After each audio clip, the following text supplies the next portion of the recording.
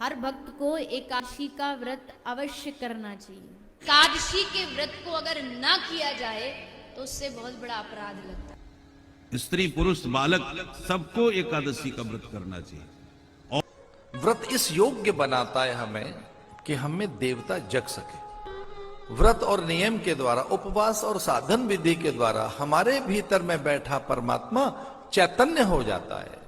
एकादशी का व्रत करिए। एकादशी के दिन सारे पाप अन्न में प्रवेश कर जाते हैं। पाप विशेष करके चावल में। तो जब कोई व्यक्ति एकादशी व्रत रहता है तो उसे भगवत प्रेम या शुद्ध भक्ति प्राप्त होती है।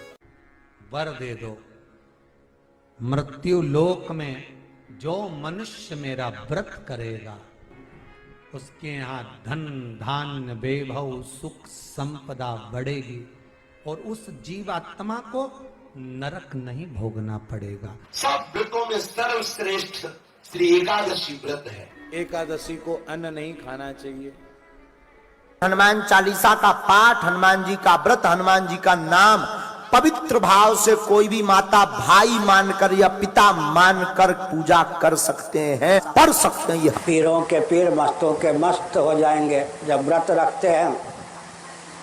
एकादशी का व्रत मेरे भगवान को, नारायण को, श्री कृष्ण को विशेष प्रिय है।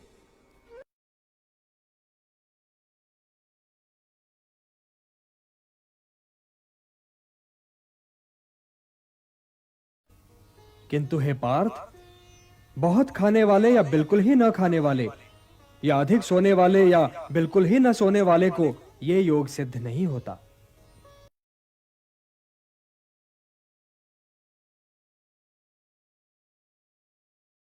अभी आपने सुने पवित्र हिंदू धर्म के आदरणीय सर्वशीर्ष शंकराचार्य के विचार, और आइए अब जानते हैं जगत गुरु तत्वदर्शी संत रामपाल जी महाराज के विचार।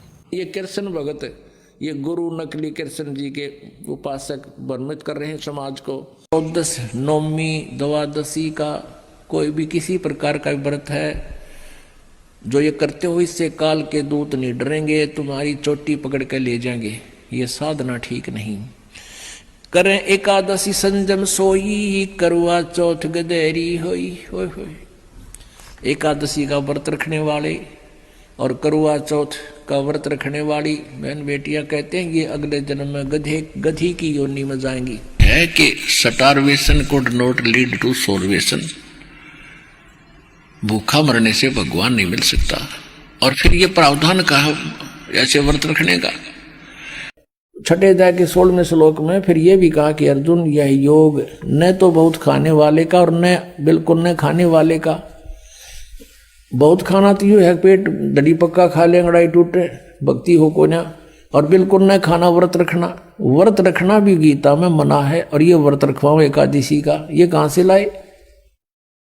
और न बहुत सहन करने वाले सोने वाले का और न अधिक जागने वाले का सिद्ध होता। यानी 16वें में तो ये भी कंसेप्ट क्लियर कर दिया है कि व्रत रखना भी व्यर्थ है।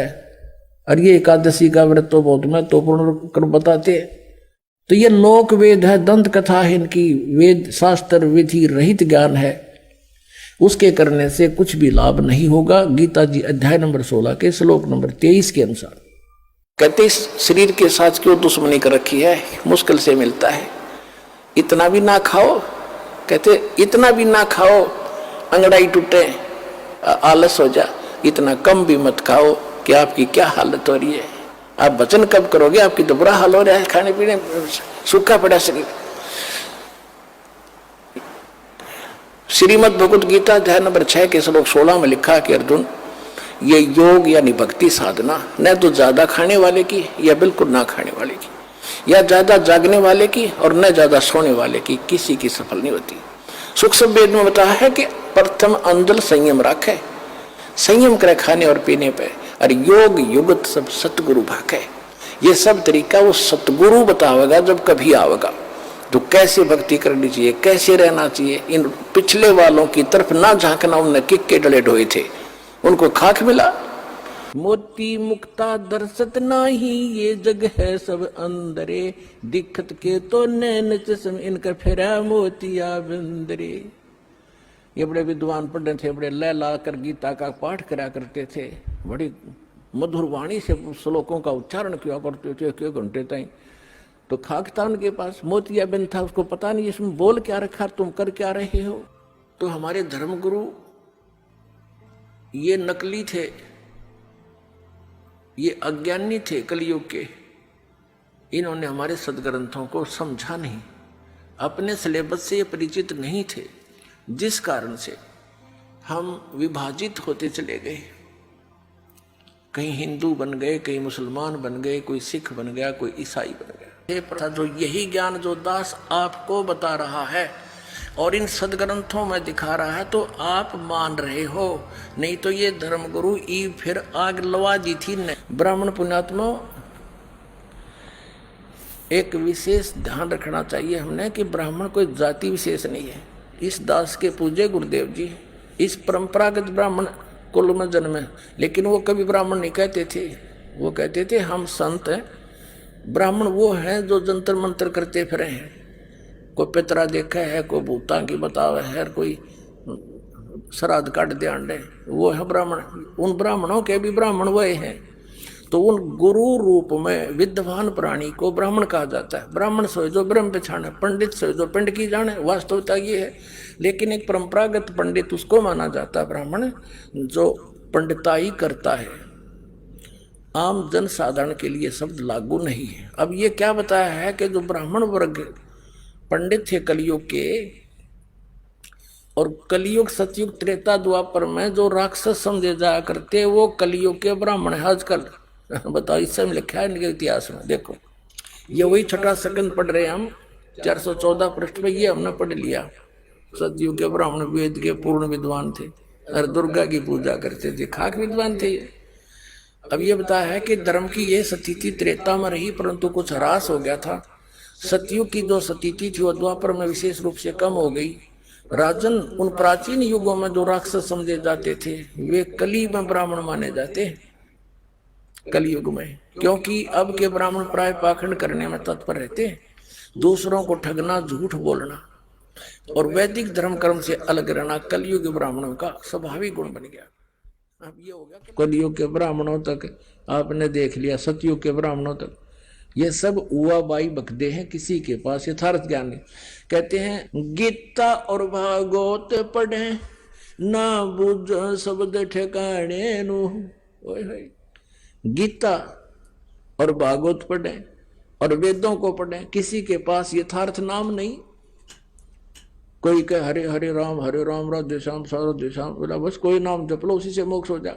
अरे गीता जी को नित पाठ करो, गीता जी का श्रीमद् भगवत गीता एक विधान है प्रभु का, और उसके अनुसार साधना करने से उसकी प्राप्ति होगी। उसमें जो मार्गदर्शन किया है, पढ़ें गीता और मंत्र करें मनमुखी, तो कैसे उनका कल्याण होगा? 7 जन्म भी नहीं हो सकता।